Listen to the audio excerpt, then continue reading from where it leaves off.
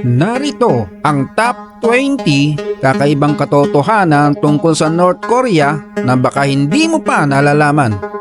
At baka naman pwedeng makahingi ng like, pa-follow at pa-subscribe na rin para sa mga susunod na gala at kwento ni Tito Jones TV.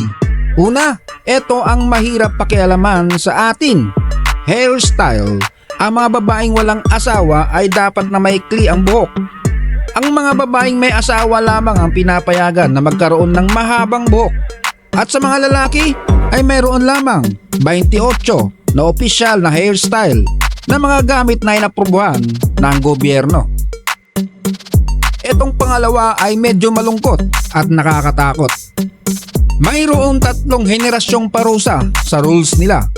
Sa tuwing ang isang tao ay napatunayang nagkasala ng isang krimen, pagtataksil, lalo na yung patatakas ka sa North Korea, kawawa ang maiiwan nila. Kasi pati ang kanilang mga kapamilya, magulang at maging ang lolo't lola nila ay mabibilanggo ng habang buhay. At nauuwi pa nga sa firing squad depende sa bigat ng kasalanan. Damay-damay talaga kaya mahirap takasan ang bansang ito. May sarili silang kalendaryo. Kung sa atin ay mag-year 2025, sa bansang North Korea ay year 113 pa lang. Dahil nagsimula silang magbilang kung kailan pinanganak ang kanilang naunang leader na si Kim Il-sung, ang lolo ni Kim Jong-un na leader nila sa kasalukuyan. In short, may sarili silang mundo. Dumako tayo sa pang-apat, walang free media. Tulad ng GMA, NTV5, ABS-CBN noon, etc. Mayroon lamang silang 3 TV channel na kontrolado pa ng gobyerno.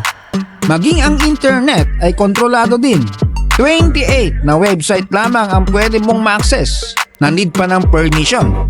At kakaunti lamang ang may kakayahan na magkaroon ng computer at cellphone sa kanila. Etong panglima, may kaartehan din. Bawal na bawal lukutin ng anumang litrato ng kanilang leader. Illegal na itiklop ang mukha ng kanilang pinuno, gaya ng dyaryo nila na araw-araw pa naman na mukha ng kanilang leader ang nakabandera. Dahil kapag nahuli ka, ay baka mukha mo ang pupunitin ni Kim Jong-un at lulukutin ka ng buong buo. Kung sa atin sa Pinas ilang minuto lang mawalan ng kuryente, nag-iiyakan na sa social media. Sa North Korea, kadalasan ay walang kuryente kapag gabi sa buong bansa. Para silang nabubuhay pa sa panahon ni Mang Kepweng na gasera pa lang ang uso. Hindi lahat ay may kakayahang magpakabit ng kuryente. At yung may mga access naman sa kuryente, ilang oras kada araw lang magkaroon, so mahaba ang brownout rotation nila. Ang mga hotel lamang ang may bukas na ilaw. Maliban doon ay kadiliman na kahit sa mismong kabisera. Pangpito, ang North Korea ang tanging bansa na pinamumunuan ng isang tigbak na o matagal nang wala sa mundo. Ang tagapagtatag at unang pinuno ng bansa na si Kim Il-sung ay pumanaw na ng maraming taon na ang nakakalipas. Pero ang bansang ito ay di pa nakaka-move on. Nakabase pa rin sa mga ginawang pamumuno ni Kim Il-sung ang mga galawan dito. Halos hindi binabago na para nakasaad sa Biblia kung ito ay ihahambing. Speaking of Biblia, ang mga Biblia ay pinagbabawal sa North Korea at bilang isang turista, hindi ka pinapayagang magdala ng Biblia kapag pumasok ka sa bansa nila. Kaya engot na lang kung magdadala pa. Dito ay walang kalayaan sa reliyon dahil gustong tiyakin ng Kim Dynasty na sila lang ang ideolohiya. Sila ang Diyos sa bansa nila. Kaya kung kulto lang ang pag-uusapan, ito buong bansa kultong-kulto. At yung mga kulto sa ating bansa, nagmumukhang kultong lupa na lang. Ban ang blue jeans. Tama. Ang asul na maong ay pinagbabawal dahil kinakatawan nila ang paraan ng pamumuhay ng mga Amerikano. At gaya din ng alam nating lahat, ang Amerika ay malaking kalaban ng North Korea. O siya, bago pa mapunta sa ibang usapan ay dumako tayo sa ika-10. Ang North Korea ay ang pang-4 na pinakamalaking hukbo sa mundo. Nangunguna dyan ang US, China at India. Mantakin mo na ang bansang North Korea ay gumagastos ng halos 35% sa kanilang pondo, samantalang ang kanilang mamamayan ay namamatay na sa gutom dahil sa kahirapan. Parang biruan sa atin na inuna ang iPhone kaysa ipon. Mahilig din magsagawa ng parades ang mga North Koreans para may bandera sa kanilang mamamayan ang mga bago nilang sandata. Parang bagong shoes na masarap igala. Magugulat ka na lang habang namamasyal ay may mga nagsasagawa ng parade kung saan saan. Sa pagitan ng North at South Korea walang peace treaty. Meron lang silang time out o pansamantalang kapayapaan para magmuni-muni na para lamang basketball pagka time out ay gagawa ng play tapos game ulit.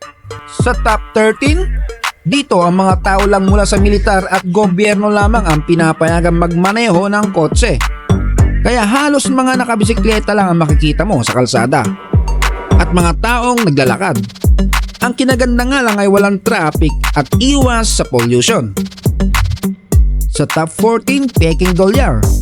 Ang North Korea ay kumikita ng maraming pera gamit ang mga Peking US dollar na pinapakalat nila sa ibang bansa. Dito ay eksperto sila sa paggawa dahil kopyang-kopya at hindi talagang basta-basta mahalata. Pinapayagan ang mga turista na kumuha ng litrato sa kanilang paggagala dito. But wait, ipinagbabawal na kunan lamang ng larawan ng mga bahagi ng mga rebulto ng mga pinuno nila. So ibig sabihin huwag kang pauhuli na putol ang mga kuha mo sa mga rebulto. Dahil kapag natsyempohan ka, putol din ang kaligayahan mo. Sa top 16 pagtatrabaho, eto mayayamot ka. Di uubra ang pagiging sip-sip mo sa kumpanya na pinapasukan mo. Kung feeling mo ay tagapagmana ka, dito sa North Korea, oras sa trabaho ang mamanahin mo. At minsan, sisip-sip ka ng 70 days na pagtatrabaho na dire-diretso o mas mahaba pa. At obligado silang gawin yon. Kung umangal sila, ay baka diretso na ang kanilang pamamahinga. Sa top 17, maladyawo ang bantay. Ang mga dayuhang turista ay maigpit na binabantayan at pinipigilan ang kanilang mga galaw sa panahon ng kanilang pamamasyal sa bansa. Kailangan manatili ka sa iyong kinabibilangang grupo sa lahat ng oras. At dapat sumali ka rin sa kanilang aktibidad na inorganize nila. Nag-e-export ang North Korea ng mga monumento. Akalain mo nga naman na may pinagkakitaan ang bansang to. Ito ay kung may baliw na diktador sa ibang bansa na gustong magkaroon ng malahiganteng monumento ng gaya sa kanila. Kontakin lang nila si Kim Jong-un para makabenta. Sa top 19, abandonadong mga hotel. Ang pinakamataas na gusali sa bansa ay isang abandonadong hotel. Ang labas ay binuo ng kompleto at kaaya-ayang tingnan. Ngunit kapag pumasok ka sa loob ay walang laman. Parang joke lang sa Angel's Burger na puro tinapay, walang palaman. Na ginawa lang nila itong palamuti at masabing asensado ang lugar nila sa mga turista. Panghuli sa listahan, traffic cops. Makikita mong mga babae ang traffic cops nila. Tingnan mo naman mukhang flight attendant ang pormahan. Disiplinado at ang galawan parang robot. Nalilibang ang mga motorista kapag napapadaan. Kapag ganito ang traffic enforcer sa Pilipinas, malamang sa lamang, mas matindi ang traffic. So yun, huwag kalimutang mag-like, mag-share pag sinisipag ka. At huwag kalimutang mag-subscribe kung nalibang ka sa ganitong mga content. Hanggang sa muli!